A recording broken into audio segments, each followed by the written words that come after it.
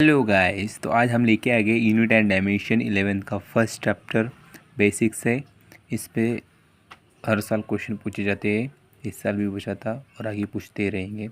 तो मैं आपको बेसिक से पहले बता देता हूँ, इंट्रोडक्शन कराता हूँ। फिजिकल क्वांटिटी क्या रहती है।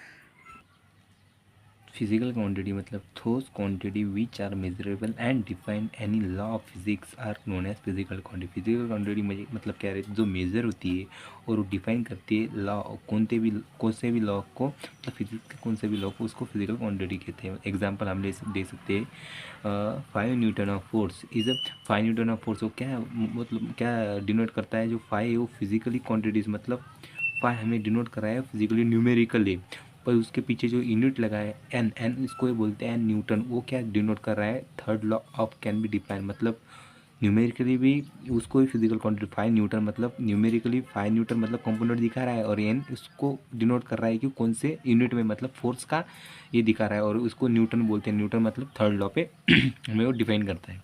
ठीक है, एक कुछ फिजिकल क्वांटिटीज़ है, मतलब न्यूमेरिकल वैल्यू, रेशो, एग्जांपल उसके relative density, strain, reflective index etcetera. Second में आता है मैग्नीट्यूड। मैग्नीट्यूड क्या लेता है, स्केलर, मतलब distance, speed, pressure, energy, angle etcetera. ये सिर्फ स्केलर रहता है, मैग्नीट्यूड रहता है। इनको वेक्टर, वेक्टर एक ऐसा इंपॉर्टेंट है जिसको मैग्नीट्यूड भी रहता है और डायरेक्शन भी रहता है। वो रहता है डिस्प्लेसमेंट, फाइनल माइनस मतलब final position, initial position, displacement, velocity रहता है, एक्सेलरेशन रहता है, फोर्स रहता है, मोमेंटम। ये सिर्फ उसके एग्जाम्पल है वेक्टर। ठीक है, अब कुछ हम देखेंगे। Physical quantities are three types की रहती है फिजिकल क्वांटिटीज़। जो हमने फिजिकल क्वांटिटीज़ पढ़ा उसके थ्री टाइप्स है। फर्स्ट जो कि इम्पोर्टेंट तो तीनों इम्पोर्टेंट है। फर्स्ट उसमें से first fundamental quantities. Fundamental quantities मतलब वो क्वांटिटीज़ विच डू नॉट, देखिएगा, do not depend upon other physical quantity there measurement. ये हम जो मेजरमेंट कर रहे हैं वो दूसरे पे डिपेंड नहीं रह रहे, मतलब वो जो है वो है। मतलब कैसे, there are seven fundamental quantity जो दूसरे पे डिपेंड नहीं है। मेजरमेंट हम जब उसको मेजर करते हो दूसरे पे डिपेंड नहीं रहती, उसको फंडामेंटल क्वांटिटीज़ कहते हैं। देखिए, पहले मैं आपको बता देता हूँ। फिजिकल क्वांटिटी पढ़ा हमने। फिजिकल क्वांटिटी में तीन टाइप की फिजिकल टाइप्स रहते हैं फिजिकल क्वांटिटी के। फिजिकल थ्री टाइप्स मतलब उसमें से हम पहले पढ़ने जा रहे हैं फंडामेंटल क्वांटिटीज़। फंडामेंटल क्वांटिटीज़ भी वो रहती है, वो मतलब वो डिपेंड नहीं करती अदर फिजिकल क्वांटिटीज़ पे, मतलब वो उसका माप, मतलब हम एक पेन है, पेन की ये पेन है, पेन का एक लेंथ होता है, मतलब सपोज एक लेंथ होगा इसका कुछ भी, सपोज 10 सेंटीमीटर, मतलब हम सेंटीमीटर मतलब लेंथ पे मेजर कर रहे थे हम, उसको दूसरे इस पे डिपेंड होके नहीं कर रहे। तो उसके कितने 7 फंडामेंटल क्वांटिटीज़ है। ये मास हो गया, मास को हम डिनोट करते हैं केजी में। लेंथ हो गया, लेंथ को हम मीटर में डिनोट करते हैं। टाइम हो गया, उसको सेकेंड में। टेम्परेचर को कैलविन में कैलविन और सेल्सियस जनरली हम कैलविन में ही डिनोट करते हैं। और देखिएगा आगे चार हो गए। पांचवी इलेक्ट्रिक करंट, उसको एम्पियर में ठीक है। Amount of substance, mole, amount of सबको मतलब मोल कंसेप्ट में पढ़ाया जाता है। ल्यूमिनस इंटेंसिटी इतना इम्पोर्टेंट नहीं रहता, पर ल्यूमिनस इंटेंसिटी पढ़ा होना चाहिए, कैंडेला में डिनोट करते हैं। सेकेंड डिराइव क्वांटिटीज रहती है। इसका क्या मतलब है, those quantity which depend upon two और मोर फंडामेंटल, मतलब ये डिराइव मतलब डिराइव, इसका शब्द, इसका वर्ड ही देखो, डिराइव क्वांटिटी मतलब डिराइव हो रहा है किससे, मोर फंडामेंटल, मतलब एक के ऊपर डिपेंड होकर दूसरे पे डिराइव, मतलब डिराइव कर सकते हैं हम। कैसे, अभी वेलोसिटी ले लो, वेलोसिटी हम कैसे डिराइव करते हैं, डिस्प्लेसमेंट अपॉन टाइम।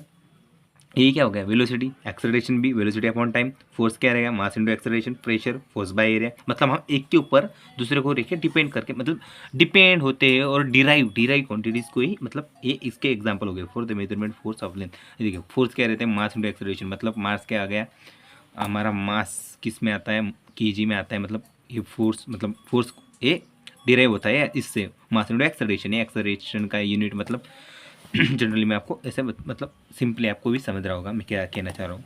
और थर्ड आता है सप्लीमेंट्री क्वांटिटीज,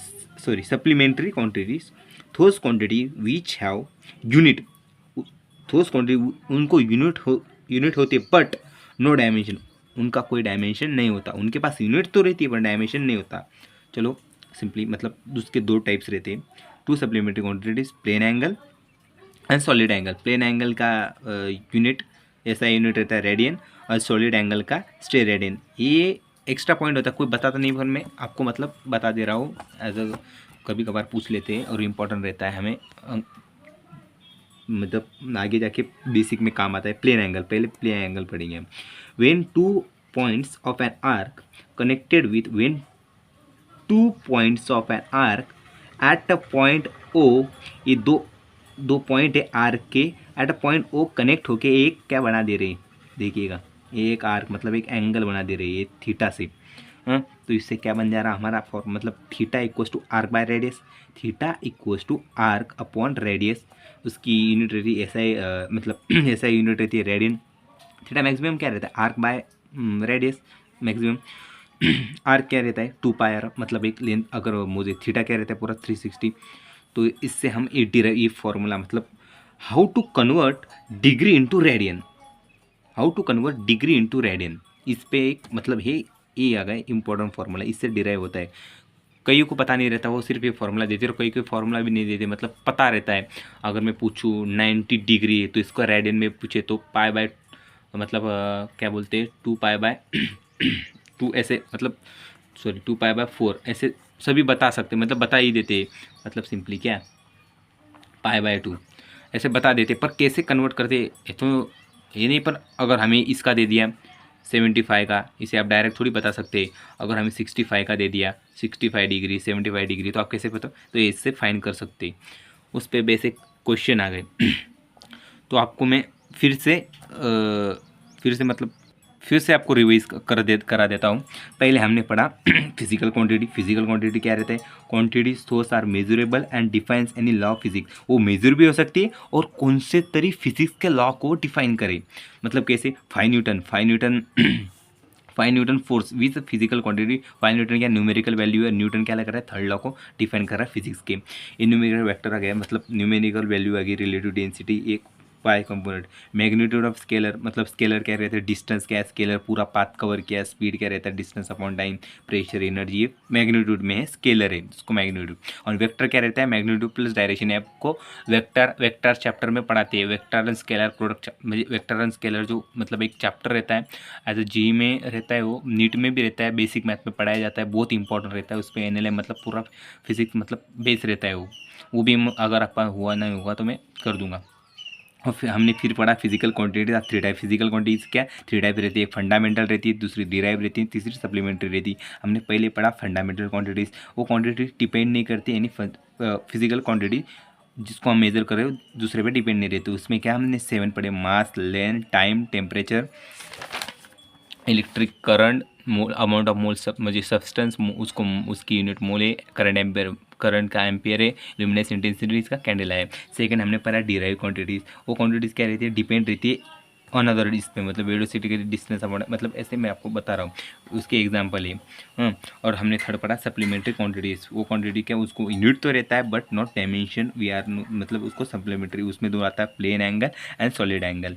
उसमें हमने प्लेन एंगल पढ़ा, प्लेन एंगल का पढ़ा हमने, एक पॉइंट पे हम दो आर्क को अगर जोड़ दे तो उसका एक एंगल फॉर्म होता दिखेगा, उसका formula theta theta equals to arc by radius.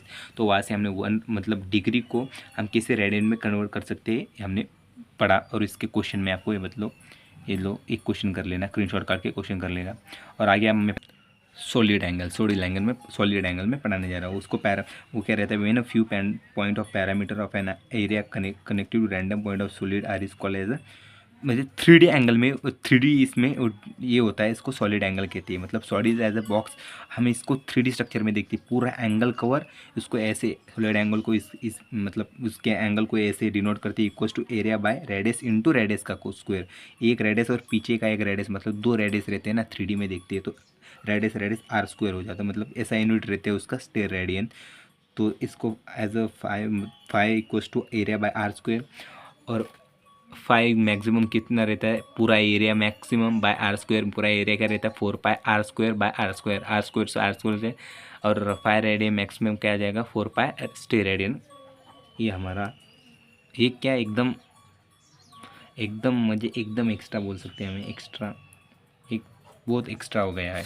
आपको ये यहाँ तक पता होना चाहिए, क्योंकि इस पे मतलब ये भी पूछा था डिग्री से पाई रेडियन में, मतलब रेडियन में कैसे कन्वर्जन होता है, रेडियन से डिग्री में आना हो। ये तो आप कर सकते हो 90 का कर सकते हो, 180 का कर सकते हो, पर 35 का पूछ लिया 105 का पूछ लिया, 105 डिग्री, 35 डिग्री, तो कैसे ये सिंपल मतलब सिंपल वे से कर सकते हो। तो आपको प्लेन एंगल पता रहना चाहिए सप्लीमेंट्री में, ये सॉलिड पता हो या ना पता हो तो भी चलता है। तो आगे आगे हम पढ़ेंगे यूनिट्स, तो तब तक के लिए थैंक यू गाइस।